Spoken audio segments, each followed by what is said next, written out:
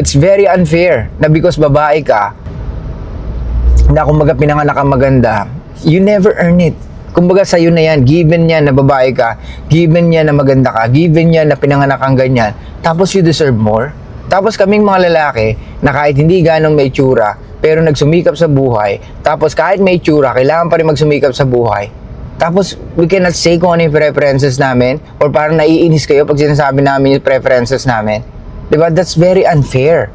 Hey, what's up mga ropa? Matraffic na umaga sa ating lahat. Ito po ang yung lingkod.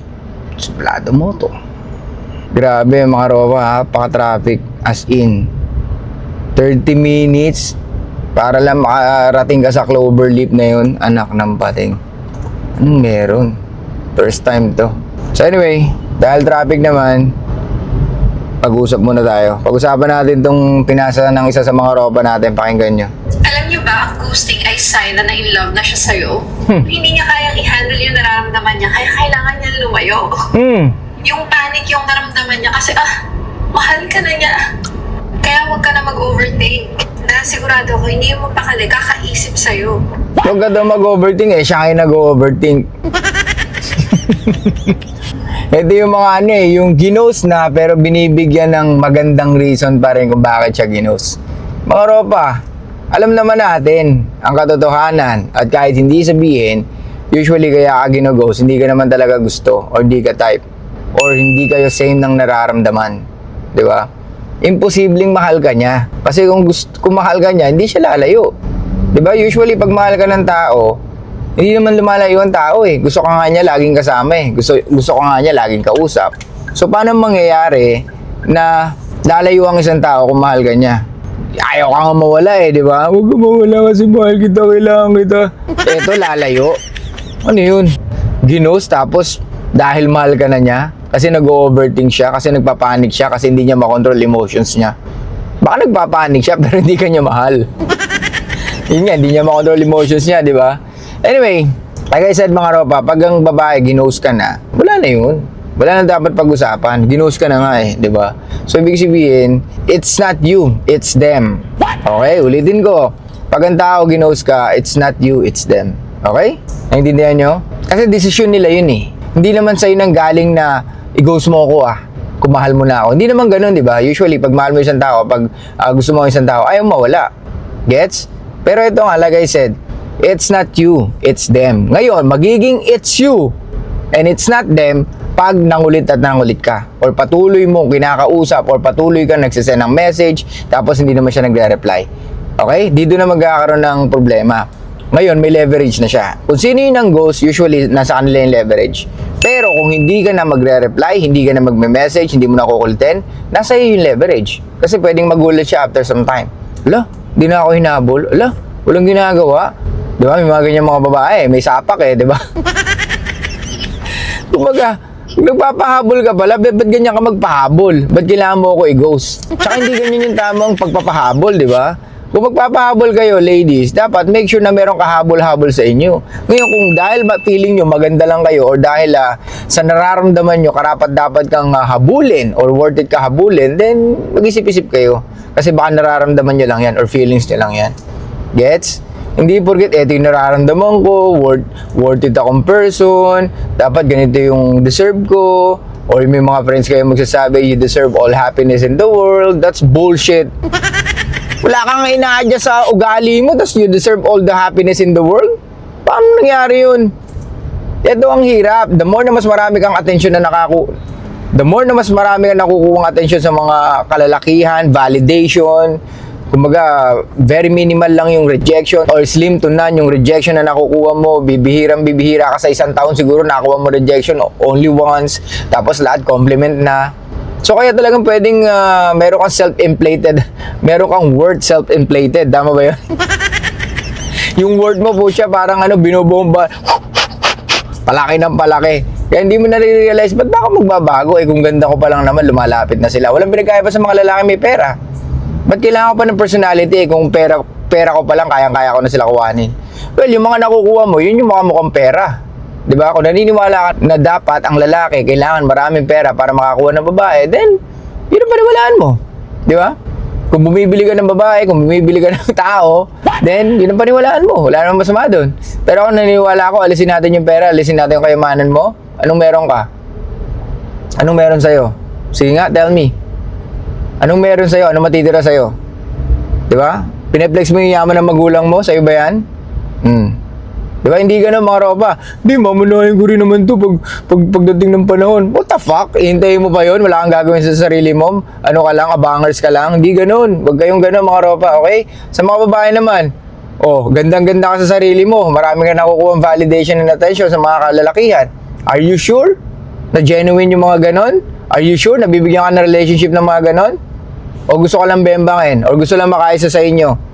Alam ng mga lalaki kung saan category kayo ilalagay, either sex category or long-term relationship category. Kaya nga kung ang babae feeling niya talaga nagagawa niya lahat-lahat sa isang lalaki, pucha, pero alam nung lalaki na pangit ang ugali niya, hindi ka pwede mapunta sa long-term. Sinatsaga ka nung lalaki kasi may nakukuha sa'yo. Gets?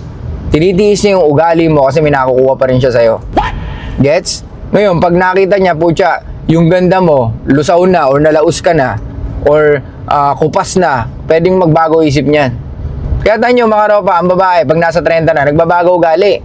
Kasi doon nila nakikita, bumababa ng sexual market value nila, and that's the only time na kailangan nila mag-adjust. Diba? Dito na nila i-adjust yung ugali nila. Pero still, ang babae na tingin nila sa sarili nila ay sobrang ganda nila, nagkakaproblema pa rin. Why? Kasi nga ito yung mga... Tawid na nga tayo dito. Tama ba itong ginawa natin? Kasi nga, itong mga babae na to, binabase lang nila yung worth nila or yung value nila sa ganda nila. Eh, ang lalaki, yes, unang napapansin namin sa inyo, ganda nyo. Pero hindi ibig sabihin nun, mag-i-stick kami sa relationship ng dahil lang sa ganda nyo. Well, don't get me wrong, may mga ganun lalaki. Yun yung mga taong insecure. Diba? And don't get me wrong sa mga lalaki na talagang pinaplex yung pera nila para makakuha ng babae. Well, ganun yung mindset nila eh. May magagawa ba tayo doon? Pero para sa atin mga ropa, syempre, lagi kayong magiging realistic. Hindi sa lahat ng oras, eto let's say for example, gusto mong magpayaman. Are you sure yung pera na gusto mong makakuha is nasa age ka pa na kaya mo? I mean to say is, let's say, nakuha mo siya at the age of 60. Tapos sasabihin mo na, ngayon it's time para mambabae kasi dami ko ng pera. Kakayanin mo ba? Are you sure na at the age of 30, kuha mo na yung pera na gusto mo? No. Diba? Kung iniintay mo pang pumera ka bago ka dumiskarte ng babae, well, it's all up to you.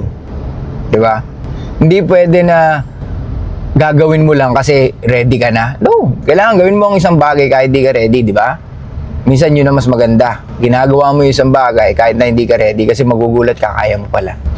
Diba? Maraming mag-asawa, maraming mag-boyfriend, girlfriend. Puta na, i-survive nila, hindi nila alam, oh my God, 20 years na tayo mag-asama. Nag-aaway tayo palagi last time, pero ngayon mag-asama pa rin tayo. Oh my God, kala ko hindi natin mabubuhay yung 2 nating anak.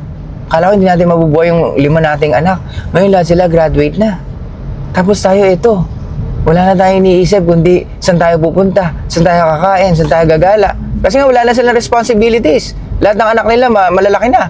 Oh, yung ba, masasabi mong naghintay pa sila ng right time? No.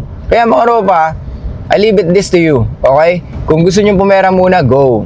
Pero kung gusto nyo saktuhan lang, go. Diba? Kasi kailangan you need to seize the moment. Diba? Live by the moment. Kailangan talaga i-maximize mo yung oras na meron ka sa mundong ito. Gets? Kung napanood nyo yung dati sa ASP, yung kasama si Bugoy, di ba? Ano sinabi niya? Magbibigay siya ng speech dun sa Thailand.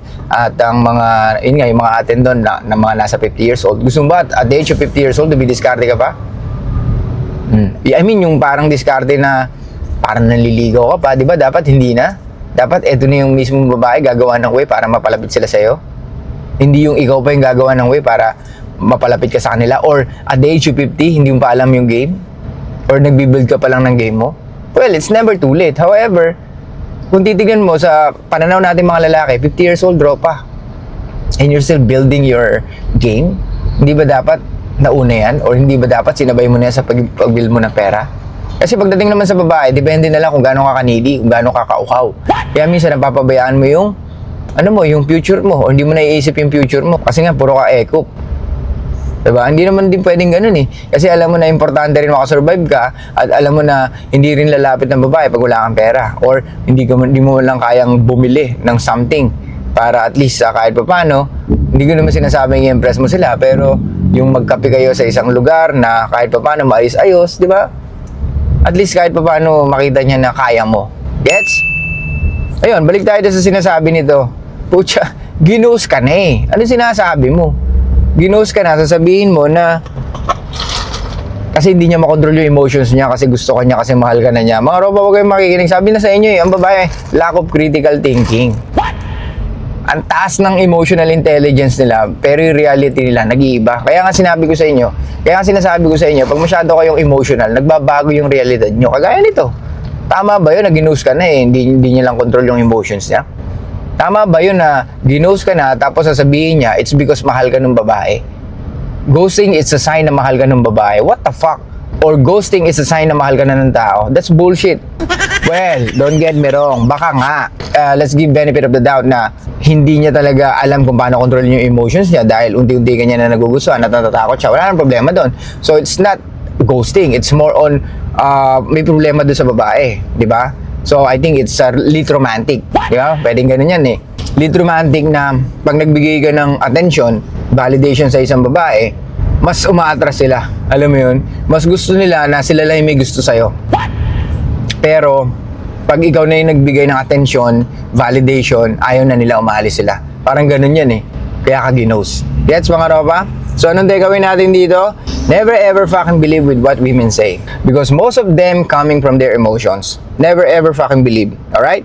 Mapapahiya ka lang or pwede ka mapahamak. Ito yung napansin ko pag tayo nagsasabi ng reality or realidad, ang konti lang talaga nung likes na nakukuha natin. Lalo na pag sampal sa katotohanan or sampal sa kanila. Tignan nyo.